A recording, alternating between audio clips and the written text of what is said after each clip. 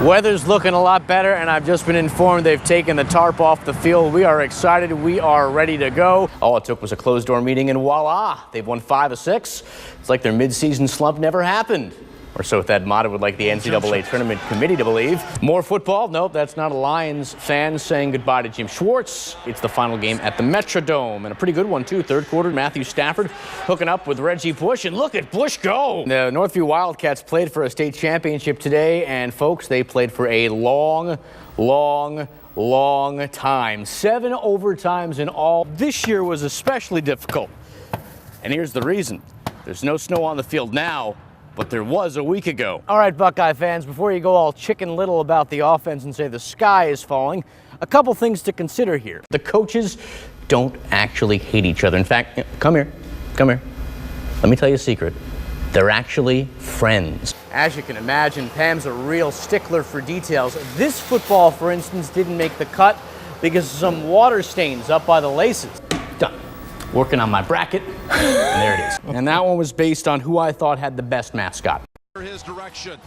Before Tom Brady's able to get his hands on a football at this year's Super Bowl, it's got to go through her. The best part is this right here. For over 40 years, Jane Helser's had her hand at making each and every ball used during the Super Bowl. Not bad for someone who's not even sure who's playing in the big game. Who are the quarterbacks in this year's Super Bowl? The 2 starting quarterbacks, you know? Alex Smith. No, that one. She may not know her football, but she knows her footballs. The same can be said for every employee at the Wilson Football Factory in Ada, Ohio. For 71 years, it's been the official home of the balls used by the NFL. And a lot of people watch football, they watch the players, they watch this and that. But I think people here actually always keep their eye on the ball. It's roughly a 25-step process to make the actual ball. Cowhide, not pigskin, is used. And yes, they're all U.S. raised. From there, each ball is stamped. Jane then sews the sides together. The next step is flipping the football inside out. They say it's the hardest step of them all, but I think I can prove them differently. I'm getting it. Am I getting it? No. Then they add what they call bladder to the ball. Lace it shut, hold it, and it's ready to go. They do this 4,000 times a day. And just like Jane says, they do it with pride. I try to make all my work as good as I can. Now that sounds like the stuff of a Super Bowl champion. Mike Lacett, T-Sports. It's a tradition. Unfortunately for Detroit, the recent tradition hasn't been pretty. 9 straight losses on Turkey Day. It's gotten as bad as my cooking. Another loss today wouldn't be good. Lions tied with Chicago for first in the NFC North, taking on the Packers. Green Bay without Aaron Rodgers. Injury to his left collarbone, still keeping him out. Second quarter, Packers catching the Lions by surprise. Matthew Stafford stripped Morgan Burnett, giving the Packers a 10-3 lead. Lions, though, would not fold. In fact, this game would turn quick.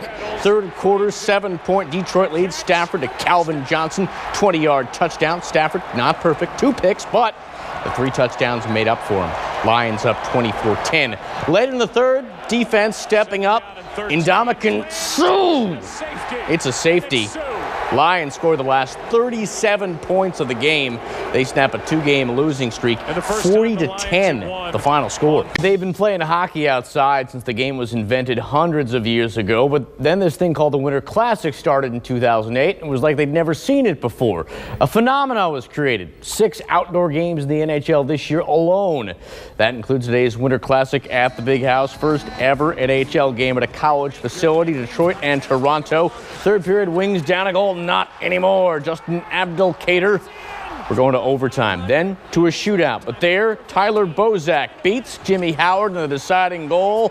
3-2, Wings lose. The first matchup this year was big. This one's even bigger. Michigan and Michigan State. Here we go again.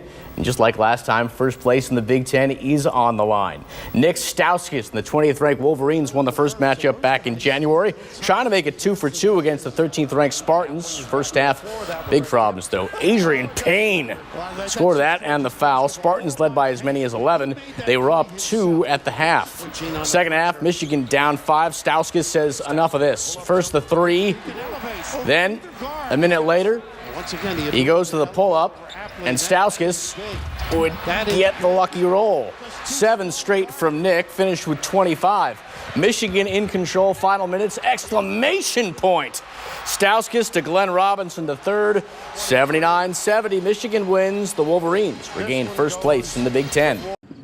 The eyes of 24-year-old Roshan Jones have seen far too much violence. I grew up in West Toledo. You know, I grew up around a lot of gangs. I seen a fight. You know, one guy shot the guy that beat him up, and you know, and everybody ran, and then his body was still there. He was 10, but the memory of a man's body lying in the street was something he's never forgotten.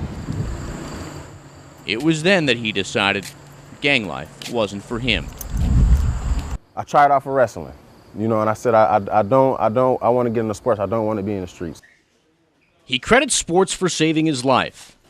Roshan went to college, worked toward a business degree, and came out determined to help keep kids off the streets by introducing them to his passions, wrestling and boxing. It's all about how many people that you can meet, how many families you can meet, and tell them like there's another way. He had a plan, but he needed money. And while he had some of it, he didn't have all of it. So instead of opening up a gym right away, he decided to open up a different kind of business. It took us about a good year to save up some more money, and you know, we saved up enough money as we could, you know, bought a building, and then above the building it was open space. So we said, you know what, this is where we can start our dream. The Dream, Soul City, which he co-owns with his father, has now been open for 3 years. In that time, Jones estimates he's talked to almost 1,500 kids. One by one, he's making a difference. 1, 2, 3, Soul City! What has Roshan told you about staying out of trouble? Like stay off the streets, don't be close to no gangs and everything like that. Been my coach, my brother, and he's a father figure. In the past, Roshan Jones saw a lot of pain. Today, he's making sure these kids see something else. Mike Lacett, T-Sports.